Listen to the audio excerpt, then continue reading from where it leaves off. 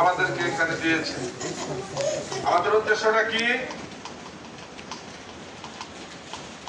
আমরা যেখানে লেখাপড়া করতেছি আমাদের উদ্দেশ্যটা কি?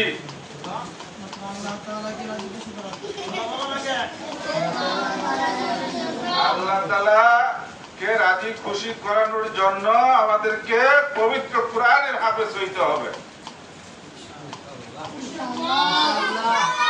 এই উদ্দেশ্যে তো আমরা এখানে লেখাপড়া করতেছি নাকি?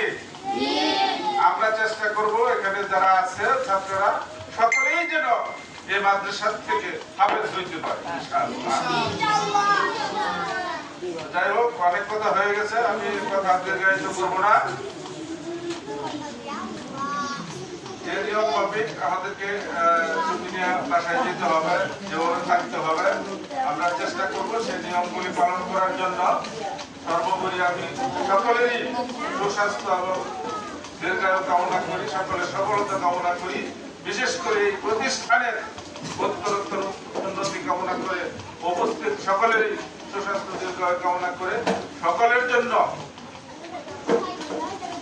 দোয়া চেয়ে আমি আমার সংক্ষিপ্ত আলোচনা এখানে শেষ করছি। আসসালামু আলাইকুম ওয়া রাহমাতুল্লাহি ওয়া বারাকাতুহু।